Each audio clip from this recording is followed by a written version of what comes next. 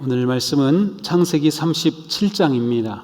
우리 9월 창세기 말씀 다시 보게 됩니다. 창세기 37장 1절에서 17절까지입니다. 우리 저와 한 절씩 교독하겠습니다. 우리 17절은 다 같이 함께 읽습니다. 야곱이 가나안 땅 곧 그의 아버지가 거류하던 땅에 거주하였으니 야곱의 족보는 이러하니라. 요셉이 70세의 소년으로서 그의 형들과 함께 양을 칠 때에 그의 아버지의 아내들 빌하와 실바의 아들들과 더불어 함께 있었더니 그가 그들의 잘못을 아버지에게 말하더라.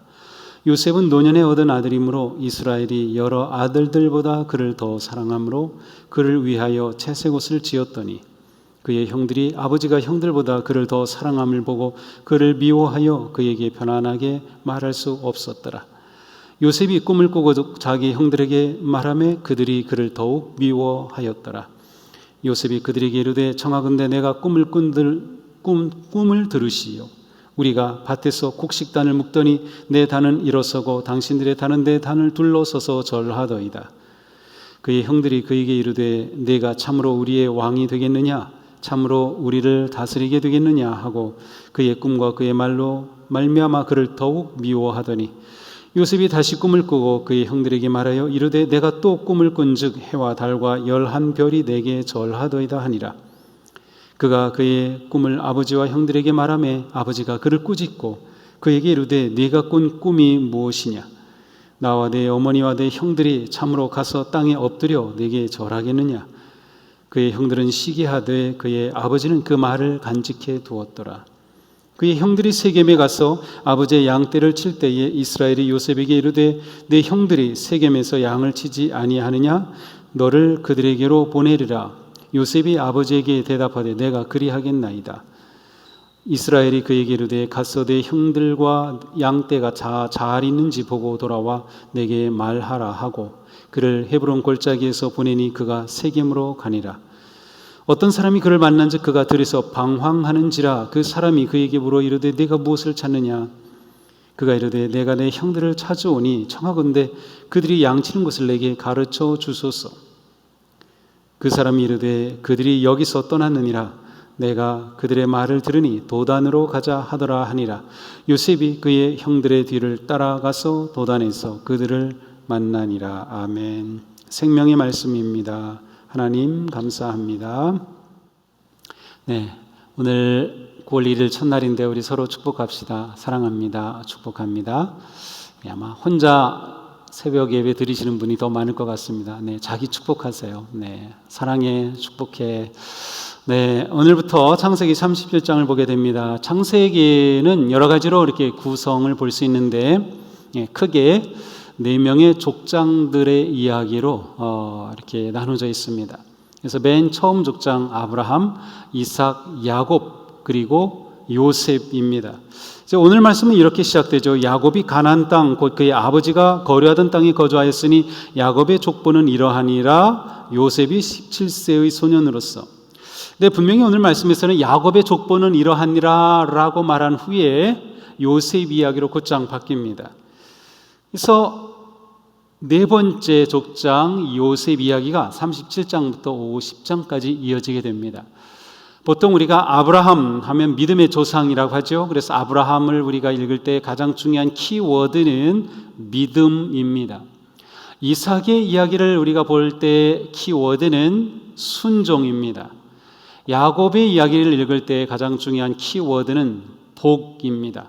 보통 우리는 축복이라고 하는데 어쨌든 현재까지 우리 국어 어법상 축복은 누군가가 복 받고 잘 되기를 비는 게 축복이에요. 그러니까 야곱이 복의 사람이라고 해야지 축복이라고 하는 것은 옳지 않아요. 또 하나님이 우리를 축복하시는 것이 아니고 우리에게 복을 주시는 거죠.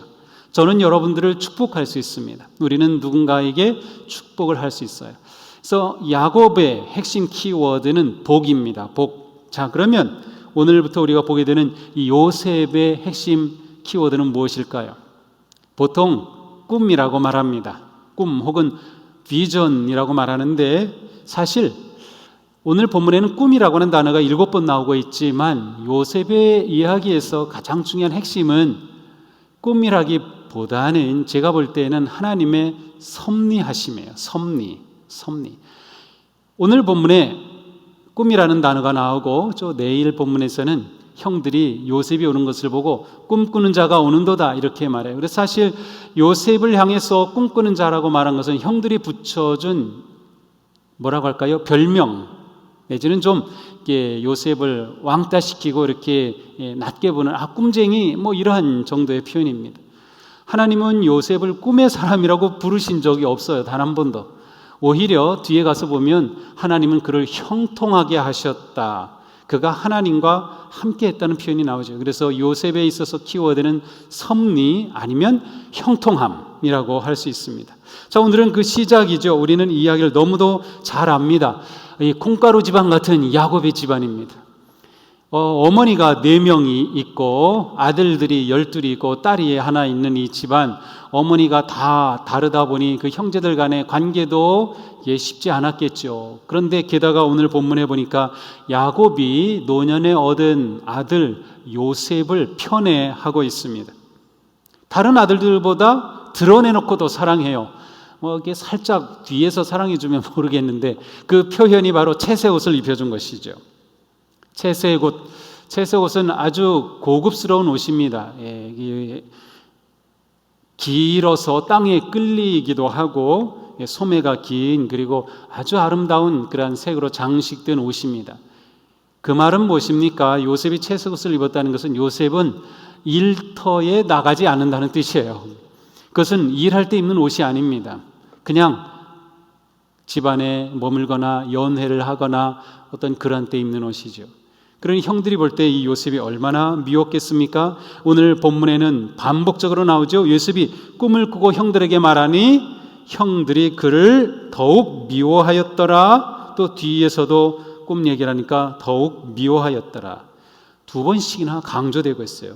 자, 형들이 이렇게 요셉을 미워하게 되니까 요셉에게 어떻게 대합니까?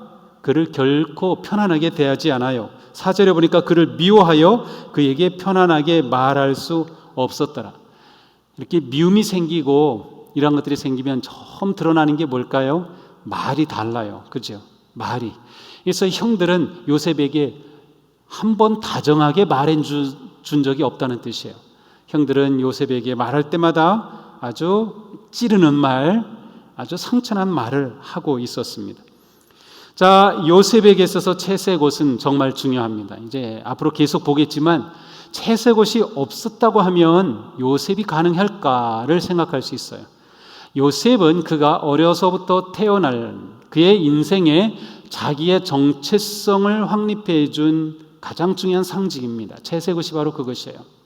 그러니까 요셉이 채색 옷을 입었다는 것은 일단 형들과의 관계와 가족에서는 편애로 인해서 그러한 갈등과 어려움이 생겼지만 요셉 개인을 생각할 때는 나는 아버지의 사랑받는다는 그러한 그 확신이라고 할까요? 나는 채색 옷을 입은 존귀한 자야 라고 하는 그러한 자기 정체성이 그에게 있었어요. 그게 요셉을 형성했어요. 그러니까 요셉은 어떤 사람? 그건 채색 옷으로 그 모든 것이 드러납니다. 그러나 이 채색 옷은 인간 야곱이, 아버지 야곱이 그리고 인간 요셉이 자기가 입고 자기가 형성한 거죠. 오늘 본문에 꿈이라는 단어가 많이 나오는데 이것을 약간 바꿔서 섭리라고 한다면, 왜냐하면 이 꿈은 요셉이 스스로 꾼 것이 아니죠. 하나님께서 그에게 주신 꿈이었고 그는 처음부터 이 꿈이 뭔지 그는 아무것도 몰랐어요. 그리고 이 꿈이 정말로 내가 이렇게 대단한 인물이 될 거라 하는 것을 그가 의식한 것은 전혀 없었어요. 그러니까 요셉을 놓고 꿈을 얘기하는 것은 약간 좀 출발부터가 이게 약간 좀 어긋나는 그러한 느낌이 들어요. 그래서 우리는 이것을 섭리 또 하나님이 주시는 하나님의 뜻이라고 할까요? 이렇게 볼 때 이것이 좀 더 잘 풀려갈 수 있어요. 자, 그런데 요셉이 하나님이 주시는 이러한 섭리를 이루어가기 위해서는 그는 그의 채색 옷이 벗겨져야 되죠. 근데 오늘 본문은 아직 그 본문은 아니에요. 그래서 오늘 우리는 채색 옷이라고 하는 옷을 입고 있는 요셉을 보게 됩니다. 그리고 형들이 그를 미워하였다. 아버지가 자녀들을 온전히 사랑하지 못할 때 자연스럽게 일어날 수 있는 그러한 환경, 그러한 모습이라고 할 수 있습니다. 자, 우리는 오늘 본문에서 무엇을 생각해 볼 수 있을까요? 우리는 요셉의 이야기를 끝까지 다 알고 있기 때문에 지금의 요셉, 지금 오늘 본문에 드러난 요셉과 마지막의 요셉이 얼마나 다른지 알고 있습니다. 이것을 우리는 무엇으로 설명할 수 있을까요? 한 인생을 변화시키는, 한 인생을 새롭게 하는, 아니면 사람이 여럿이지만 인생의 차이를 만드는 것은 하나님의 계획 안에 인생이 있느냐, 그것입니다. 요셉은 그가 하나님의 뜻이 정확히 무엇인지 깨닫지는 못했지만 우리가 이어서 나오는 모든 말씀을 통해서 요셉의 삶에서 그가 하루하루 그리고 주어지는 상황마다 그 현장에서 하나님 앞에 거룩하게 바르게 살고자 하는 그런 모습이 분명히 있었어요. 하나님의 뜻은 하나님의 뜻 안에 사는 사람을 통해 이루어지고, 사람의 인생의 차이는 바로 그 사람이 하나님의 뜻 안에 있느냐 없느냐가 결정한다는 거죠. 그러니까 오늘 우리는 이를 통해서 정말 내 삶이 9월 한 달 살아갈 때 우리 가정이 하나님의 뜻 안에 우리가 있어야 하는구나, 이것이 무엇보다 중요하구나. 모든 이 코로나19의 어려운 상황 속에서도 우리는 끝까지 하나님의 뜻 안에 머물고자 하는 것, 그리고 하나님의 그 뜻을 놓지 않고 꼭 붙잡고자 하는 그러한 결단과 헌신이 필요합니다. 그러면 하나님의 뜻은 어떻게 이루어질까요? 꿈을 가지면, 비전이 있으면, 하나님의 뜻이 있으면 그 하나님의 뜻은 우리를 고난으로 몰아갑니다.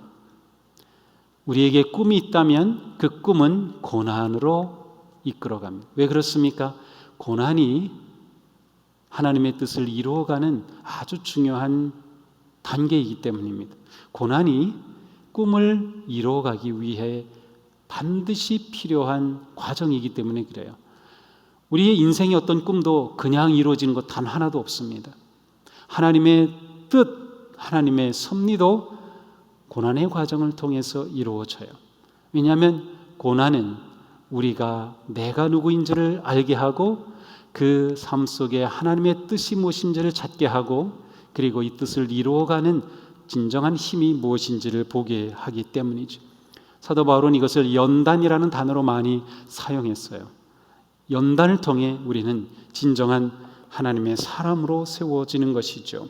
그러므로 우리는 지금 맞이하는 코로나19의 고난을 단지 고난으로만 보지 말고 하나님께서 우리를 인도하시는 선한 인도하심의 한 과정으로 볼 수 있다면 우리는 좀 더 이 고난을 잘 이겨낼 수 있고 또 고난과 맞설 수 있는 용기와 힘을 가질 수 있을 것입니다. 요셉을 뒤에서 설명하면서 우리가 뒤에 계속 읽다 보면 요셉을 표현할 때 가장 중요한 그 표현이 하나님이 함께 하시는 사람, 하나님의 영이 감동한 사람, 이러한 표현들이에요. 하나님이 요셉과 함께 하였다는 거죠. 요셉도 하나님과 함께 하였어요. 그러니까 요셉의 모든 삶 속에서 그에게서 특별한 어떤 죄, 잘못, 그런 모습들이 드러나질 않아요. 단지 꼽는다면 오늘 본문에 나온 것, 요셉이 형들에게 자기 꿈을 자랑했다, 만약에 부정적으로 한다면 떠벌렸다라고 말할 수 있을 것이고, 또 앞에서 본 것처럼 형들의 잘못을 2절에서 아버지에게 말했다, 고자질했다, 이 정도가 혹시 있을까요? 그런데 요셉이 이렇게 형들의 잘못을 아버지에게 말했다는 것을 저는 좀 긍정적으로 좀 보고 싶었어요. 네, 저도 옛날에는 고자질했다고 보통 그렇게 봤는데, 요셉에게는 굉장히 정의로운 그러한 마음이 있었구나. 그러니까 형들의 잘못을 보고서 그가 그것을 참을 수 없는 거죠. 저건 분명히 잘못인데, 그래서 그것을 아버지에게 이야기한 그러한 요셉. 그렇다면 이것은 정의감의 한 표현, 물론 지혜로운 행동은 아니라고 할 수 있어요. 지혜롭지는 않다고 할 수 있겠지만 요셉은 이렇게 정의감이 있는 사람이었다라고 본다면, 요셉은 그의 모든 일생 가운데 하나님 앞에 바로 서고자 하는 그러한 결단을 끊임없이 하였어요. 죄의 유혹을 끊임없이 물리치고 어떻게 그렇게 되는 것일까요? 하나님이 그와 함께 하시고 그가 하나님이 함께 하심을 그는 신뢰하였다고 하는 것을 우리는 생각해 볼 수 있습니다. 오늘 우리는 9월을 맞으면서 오늘 말씀을 통해서 그렇구나, 우리가 9월 한 달을 살아갈 때에 무엇보다 내 인생이 하나님이 함께 하시는 인생이 되면, 그리고 내가 그 하나님과 함께 하기로 끊임없이 결단하고 선택하는 인생이 되면 우리를 향한 하나님의 뜻이 요셉처럼 이루어지는 바로 형통한 그러한 길로 나아갈 것임을 우리는 신뢰할 수 있습니다.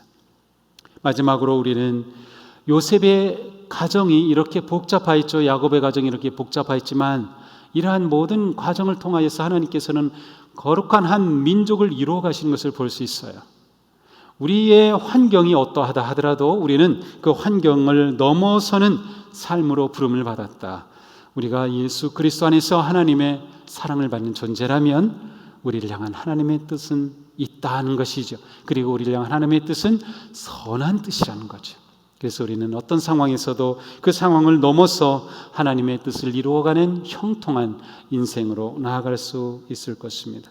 우리 사랑하는 성도 여러분, 9월 한 달 또 우리 성도 여러분의 가정이 하나님과 함께하는 형통한 삶, 또 형통한 가정으로 세워지기를 주님의 이름으로 축복합니다. 우리 기도하겠습니다. 하나님, 저희들을 9월을 세 달을 맞도록 인도하여 주신 하나님, 시간과 역사와 생명의 주인 되신 하나님, 9월을 맞으면서 저희들은 오늘 말씀을 통하여서 무엇보다 하나님과 함께하는 삶이 얼마나 중요한지, 그리고 우리 인생이 형통한 길로 나아가는 그러한 지름길, 바른 길은 곧 하나님과 함께하는 삶인 것을 다시금 생각합니다. 비록 야곱의 가정은 여러 가지로 문제가 많았고 엮이는 가정이었음에도 불구하고 하나님께서는 이 가정을 통하여 거룩한 하나님의 뜻을 하나씩 이루어 가심을 보게 됩니다. 주님, 비록 저희들이 연약하고 부족하고 또한 어려움 가운데 있지만 저희들을 향하신 하나님의 그 선한 뜻이 있음을 신뢰하기에 하나님도 저희들을 그렇게 세우시고 새롭게 변화시켜 가실 것을 신뢰하며 기대합니다. 9월 한 달 저희들의 믿음이 더 깊어지고 저희들의 성품이 더 거룩하여지며 또한 고난과 위기를 넉넉히 맞서서 승리의 길로 향해 나아갈 수 있도록 저희들을 잡아주시옵소서.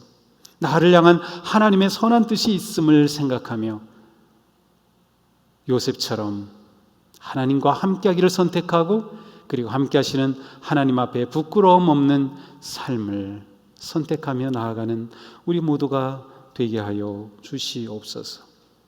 9월 한 달 동안 하나님께서 저희들에게 베풀어 주실 은혜와 회복과 치유와 능력을 사모합니다.